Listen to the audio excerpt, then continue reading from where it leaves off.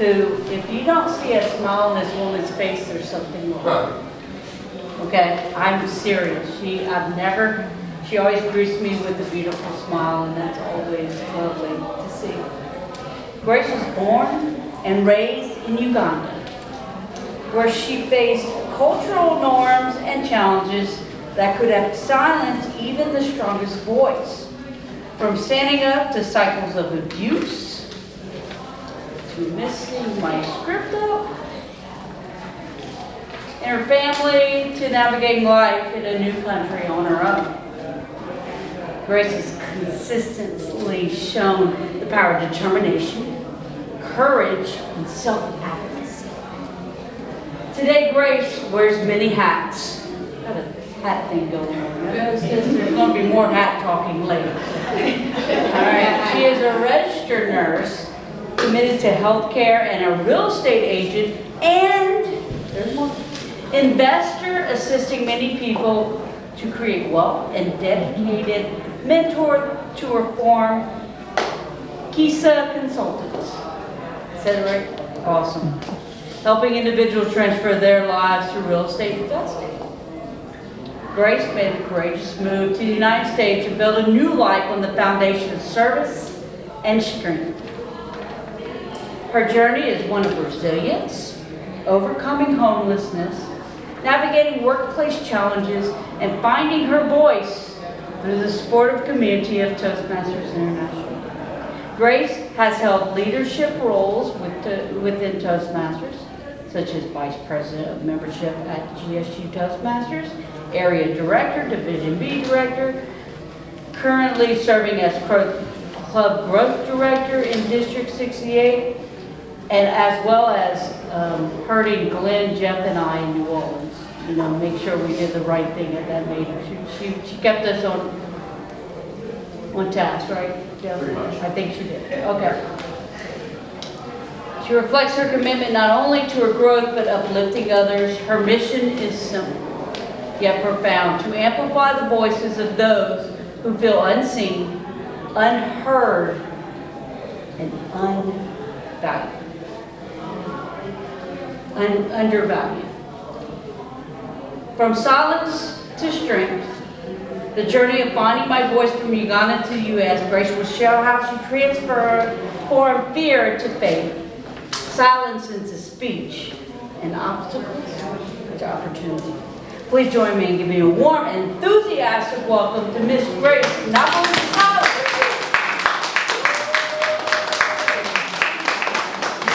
What a beautiful introduction, Miss Juliana.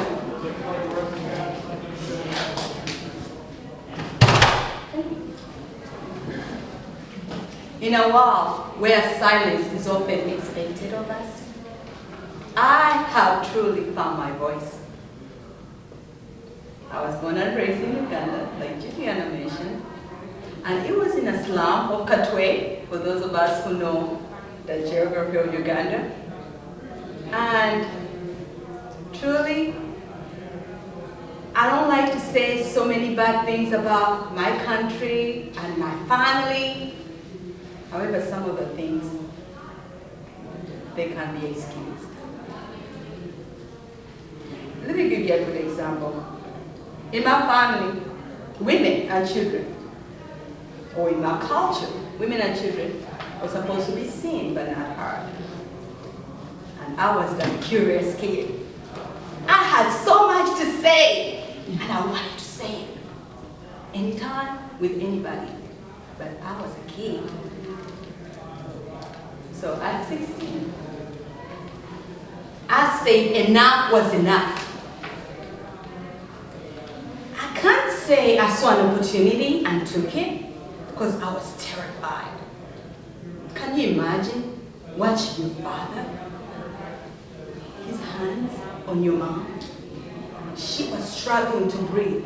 So in my mind, I figured, okay, the adults around me should do something. But that didn't happen. I was forced to do something. I picked up the nearest object near me. I hit my father until he let go of my mom. That experience didn't stop there. Actually, it got worse. Because like you know, with abuse, when you trigger the abuser, sometimes that also increases the violence.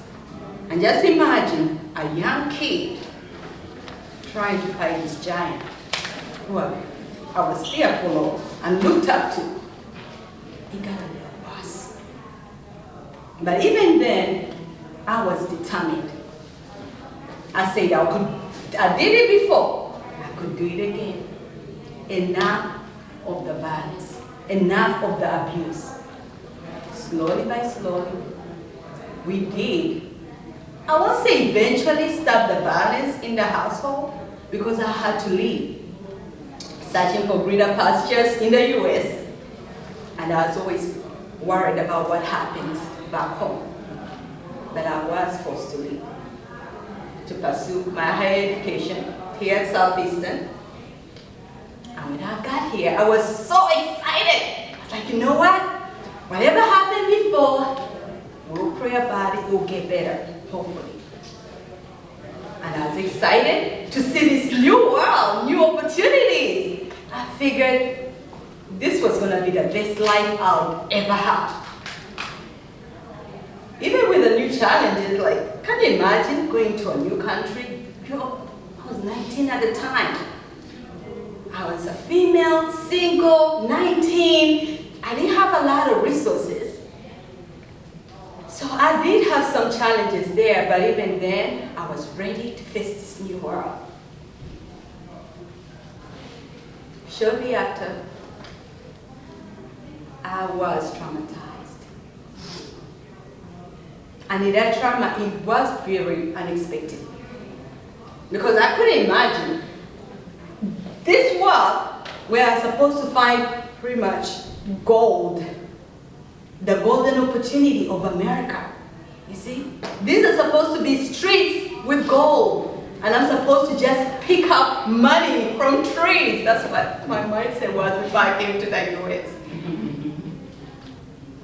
That wasn't the case for me. Instead, I met a stalker. I met somebody who violated me sexually. And I was so devastated. Which took me back to my childhood. I was like, you know what? I thought this was the better life I was looking for. How come, even in this new life, all these things are happening to me? The same people I'm trusting, they can be trustworthy. And I didn't have nobody to talk to. I couldn't talk about this thing to my family. They were looking at me to help. And how am I going to disappoint them? This happened to me and I became homeless. And I'm fearful for my life. Those stories that you hear about stalkers, they say 1 in 5 is a statistic. Sometimes that number is not real. It's more than that. Because I was one of those statistics. I literally had to quit my job. I was running for my life. I had to leave my apartment because it was 4 international students in an apartment. And this guy would just show up any time of day and night. And I'll call the police, and guess what the answer was? No harm, no foul. He's not doing anything. He's just a young guy who's just trying to find a friend. That's it. He would park downstairs, overlooking my apartment. Anytime I'll come up, he would follow me around, and I didn't have a car. So the only way I had to survive, I thought, I would say myself, was literally becoming homeless because I didn't have anywhere else to go. And I say just running for my life, just overlooking, trying to figure out if I could see any cars coming by and I would hide. So it was one of those terrifying moments, especially first coming in the US and experiencing something like that. But even then, that small voice that I had at 16 reminded me I wasn't invisible. It reminded me I had power, that I couldn't be silent and let this guide me. And slowly by slowly, my confidence started coming back. found roommates. I stayed living my life. I stayed going back to school. Went through everything like everybody there does. Stayed making new friends. And life got a little better. And I was super excited now that I gained some of my confidence back. And as soon as I graduated with my first bachelor's, I wanted to give back. So I joined the Domestic Violence Center and I started sharing information with survivors of domestic violence. I have some pamphlets right here. And through that, it helped me empower not just myself, but empower others. But even through that, I didn't realize that the person I was dating was actually abusing me. Because you see, sometimes we have one color of abuse. We think abuse is supposed to be physical, because that's what I had learned in my family. But abuse wears so many colors. It can be the verbal, how about the mental, psychological, so many forms of abuse, the financial. So I had my car. I was paying the car note, the insurance, everything on this car. My very first Kia Spectra. I love this car. And sometimes he, the person I was dating, would tell me I wouldn't drive my own car. So I thought, I'm over here empowering survivors of domestic violence. I can't be abused. He was controlling me. And how about a good example? One time, we get together, I'm pregnant, my clothes are dark on me, so I figured let's go to the store and I can purchase a pretty outfit so that I can go meet your family. As soon as we get to the store, I go in there, find a nice outfit, and then I change, pay for it, come out, nowhere to be found. He left me at the store. I called, no answer. Alone, devastated.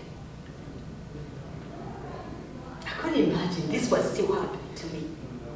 And here I was, supposed to be a role model for other women that I was helping at a shelter. And how could I be abused? If you're not careful, those demons, those generational traumas can seep in back into your life. And through that, I had to learn to get myself back on track. And this small voice, and this time, it was my son's, was sitting in the living room watching motivational videos, trying to overcome the challenges that I was dealing with. Because sometimes listening to other people can empower you. And I binge watched so many motivational videos.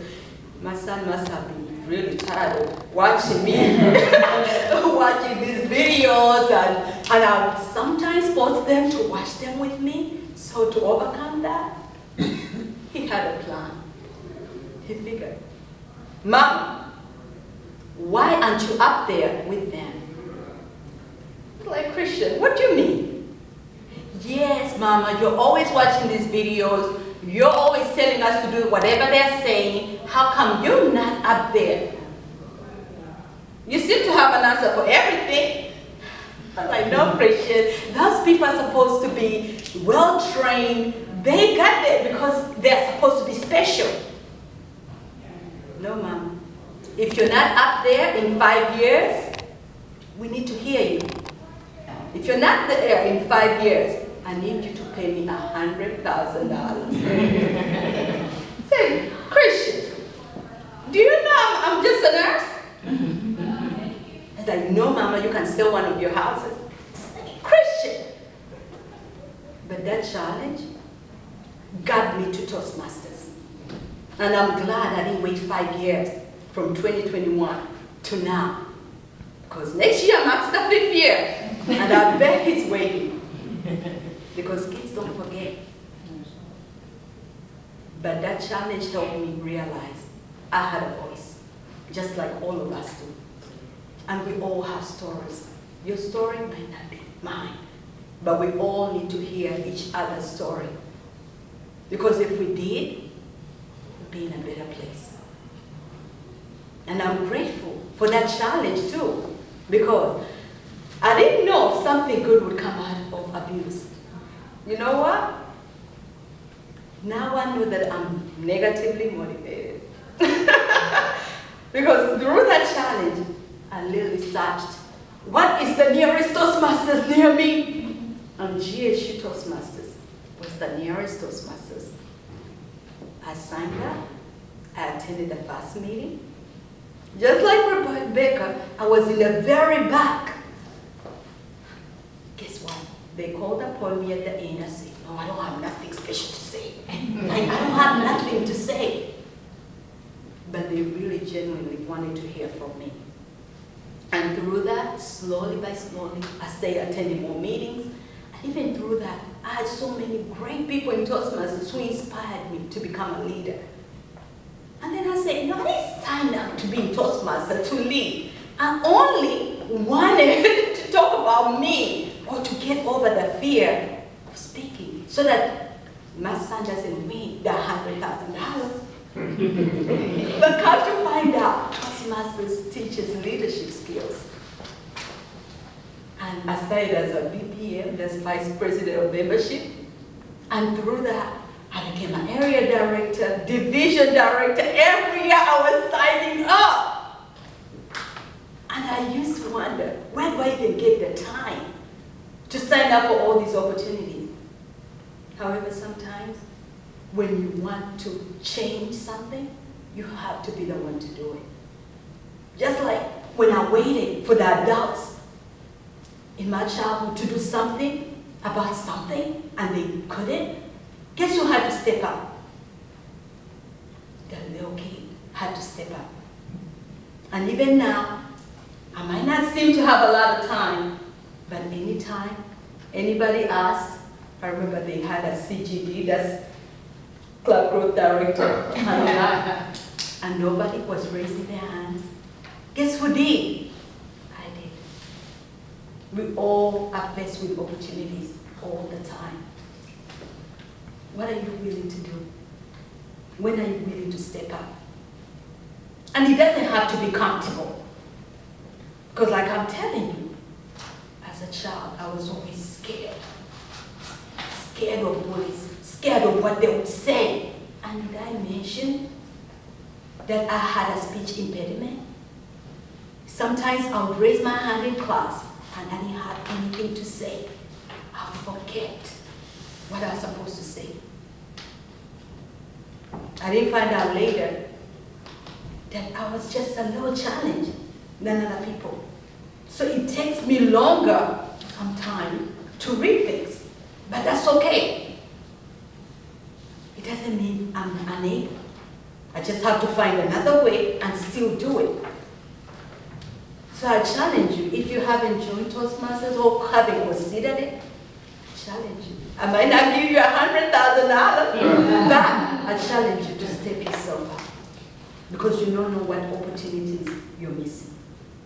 And even those who are in Toastmasters, because Toastmasters is a self-paced program, you have to challenge yourself every single time.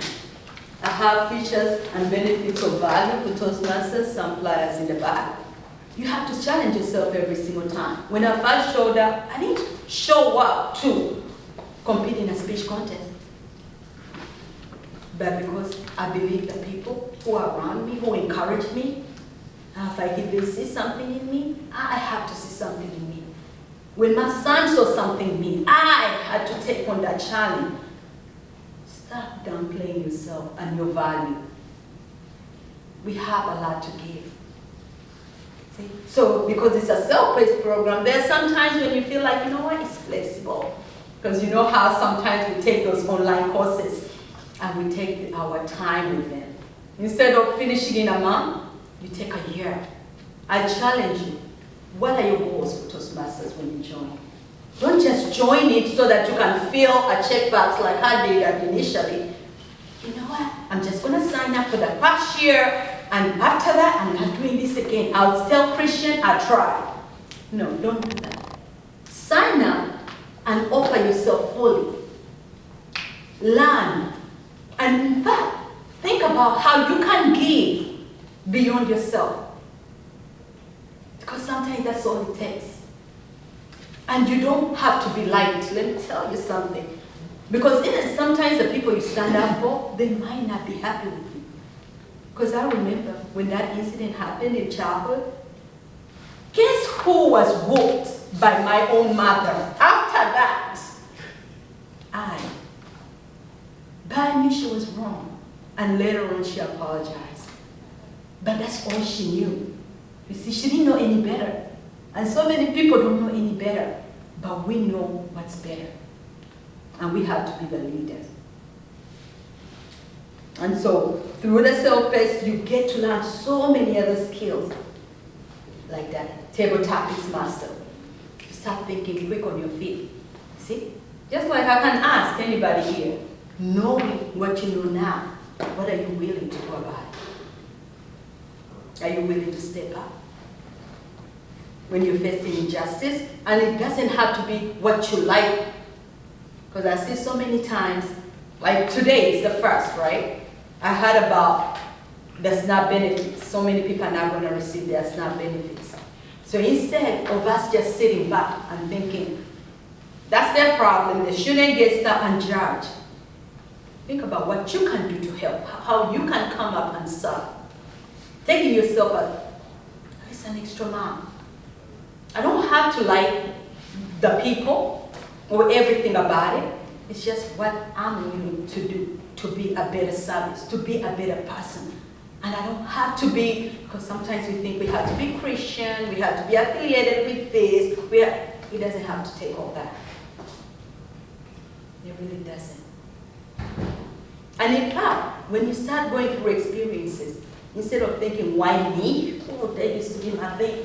Why me, God? Why did I have to come over from there, from all the way from Africa, to come to the US, and then be stuck in Louisiana and deal with all this and complain about it?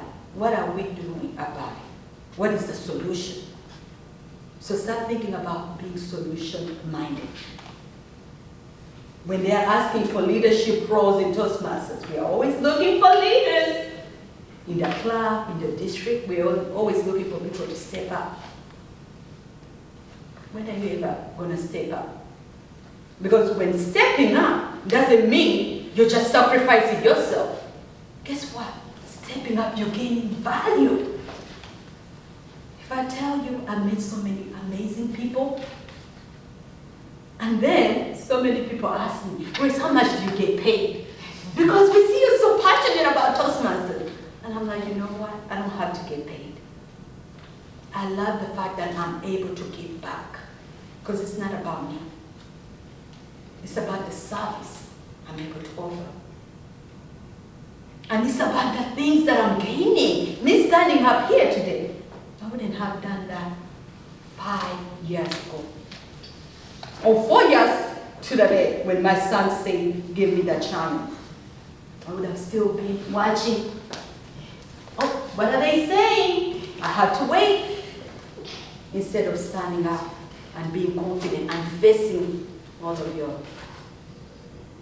So I challenge you all to consider this seriously. The opportunity to fulfill officer role, participating in meetings, evaluation, table topic, because every Toastmasters meeting is different. However, the essence is still the same. Because like a Toastmaster helps with organizing the meeting where everything transitions in an organized manner. The timer, thanks to something, she raised the green light. Yes, so we have to speak in an organized way and in a time limit. Have you ever been at a function or event and somebody went on and on and on, and then you wondered, when are they going to stop? Yeah, that's a lot of people. Until I came to Toastmasters. Until I came to Toastmasters, and I'm like, whoa, this is so organized. This is what I needed. How about the ever waited? You know, sometimes we don't like to be talked about. That used to be me. I don't want to hear what anybody got to say about me. Until I had to learn, you have to be humble. It's not about you. And we are always ready to grow, because if you're not growing, you die. So I challenge you all today to consider this role seriously.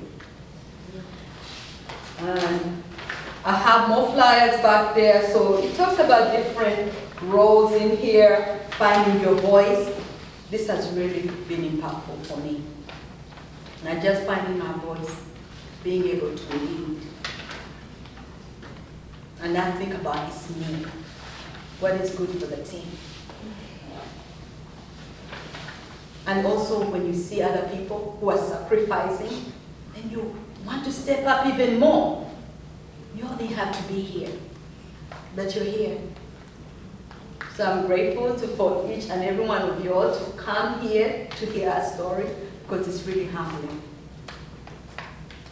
And also I want you all to step yourselves up. We all have power, each and every one of us. I don't want to hear any other voice. I want to hear your voice. And that's how we raise the standard and make our heart a better place. And whoever hasn't signed up with Toastmasters, I seriously encourage you. I'm happy because the Toastmaster wears many hats, so I'm still going to share more about Toastmasters. The speaker organizes their speech. Can be about any topic. Every time I attend a Toastmasters meeting, I'm very impacted positively. I remember I used to dread Mondays until I started joining Toastmasters. And GSU Toastmasters, every meeting is on Monday night. Just imagine coming from Hammond, 45 minutes, and sometimes dealing with traffic, because I had to be here by 7. So the traffic around Blue Bonnet. So at first I had excuses. Oh, I can't make the meeting because of traffic. Oh, it's gonna rain. Oh, it's gonna do this one, until I had to realize this was good for me. If I don't show up, I'm not going to make an impact. And then I'm not helping the people I'm around. Because it starts with us, right? You can't make change until you're able to impact the people in your own household. Because sometimes we think change starts up here. Like Martin Luther King was always like that. Guess what? He didn't start up there. He started where he was. We start slow, right? So what are you doing in your own family? Are you stepping up? Are you showing up? Are you speaking up? Because monkey see, monkey do. Especially if you have kids. And you might not have the kids too. But the other people around you are looking at you. What examples are you setting? Because we can't just talk about it. We have to be about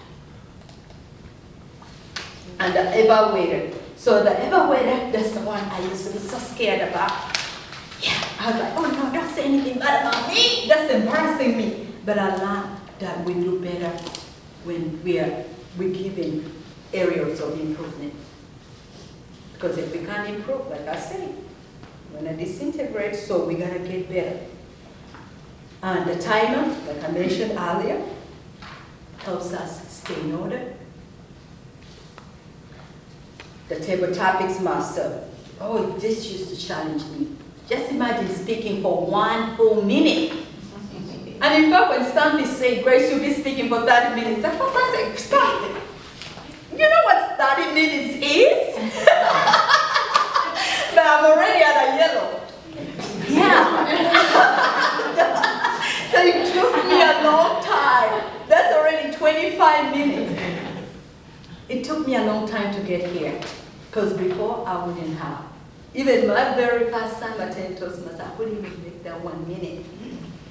I stopped at a few seconds. I said, no, I don't have nothing to say. And yet I had a lot to say. I just didn't know how to say it. And it was killing me. Because just imagine, before I was a kid, but now you're an adult, but you can't even say those things that you want to say. It was seriously killing me. And now I'm so free. And when you see me happy, I'm genuinely happy. Because I'm able to share what I have inside. The table topics master, so saying things off the cuff. Yeah. Always quick with it. They practiced. Genueva Weather assesses the whole meeting. How did that meeting go today? I'm sure it's going really well. Thank you. The Toastmaster that helps us keep our meeting transition and coordinated. And we have so many other roles too, like the grammarians, will help us use good vocabulary during our meeting to help us with our English word. And the accountant, I didn't even know this thing existed. Something as an accountant. I was like, who's gonna be over there evaluating my little crunch words? So you know, because I see that done all the time. I listen to a lot of speakers, well-paid speakers, who use all these crunch words, and it never dawned on me that this was a problem until I joined Toastmasters. And thanks to Toastmasters, I'm hoping I'm not using as many crunch words. But it takes practice. And all these roles, you can transition from one role to another, and that's how we help improve. And the introducers, most meetings don't have that, but you're welcome to incorporate it in any of your meetings. But I want to impose that we all have a voice, and there's power when you use your voice. Because you know what happened to me and my dad? If you want to know about that, guess what? He came back around. I couldn't imagine. Sometimes we don't realize that people really know what they're doing, but they do. I was surprised when I visited Uganda, and guess who picked me up from the airport? My dad. I hadn't spoken to him for years after that incident, but he showed up to the airport to support. He brought me to his house, and he said he had a will. Just imagine being denounced from the will because of you standing up for your mom. He picked up the will and said, Grace, I've taken you out of this will, but I cancel the old will. And to me, that was a way of saying I'm sorry. Because if you know the adults in my culture, they do not say sorry, not often. They think women and kids are the only ones who do wrong. But that day showed me that I was right the whole time. And I didn't have to wait for them. I had to be right for me. So forgive yourself for whatever you're going through. And what helps me is the practice of I forgive myself for. I am this. I am deserving of joy. I am valuable. So like I say, knowing what you know now, are you ready and willing to rise up against all odds? Back to you, Madam Toastmaster.